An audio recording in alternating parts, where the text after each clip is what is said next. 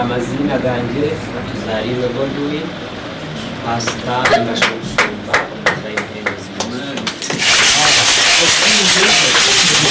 reka twakire umushumbo ndijo nawe ijaha nawe mbase kumureba nawe base gamba amazina ngi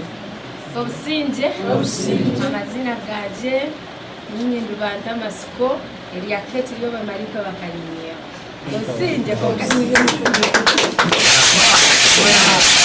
mutera abantu aba engano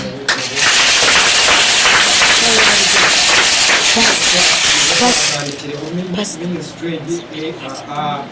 hariyo mushumbo ndijo Florence Kakshabe izagire kwari muramurebe mutere mutera abo nibo bashumba hariyo ndijo mu ministry hariyo nuko abo nibo bashumba abo natanditse mu ministry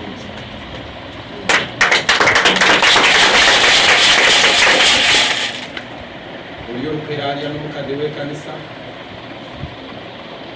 ubu n'umushumba n'umbuzi waha ubu n'umushumba n'umbuzi waha ubu nawe kawiyo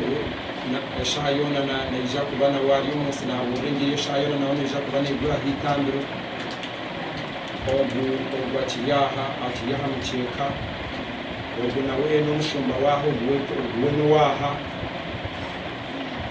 Oria izagire nawe n'umushumba waha nawe akiriyaha mukeka ubu kuko n'abagambira n'umushumba w'onyaka tutayayira haba baside konka kumureka kucira amadene bo mu ngabo z'amahanga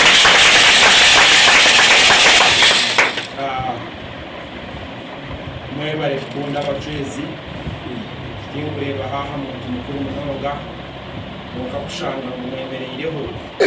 mwaburengeri y'abacuruzi n'ubuto bwanyu mwagamba mwahubona n'ukurwa mwakambira n'abantu nabo abantu kuba kwijambo bashobora bakira mwebare kunda abacuruzi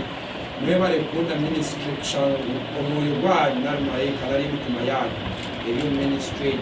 mukora amagaragani kubona satisfy kureba ibengiriye kitubiri aba n'abantu ababoyireho aba ministry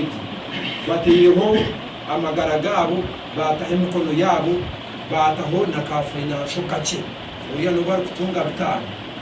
tukuba tugenda mudafi bazireta tuzigaza ubusinzi amani bwenu bo ni ka volunteer no mba ku volunteering no ma ministry kutandika buri yomba akakora volunteering ate nibaba bashumba Munka buri yomwe nakabara engero kujamuna wajiha agenda ajyana ayabo n'abasika akeza bazimushaka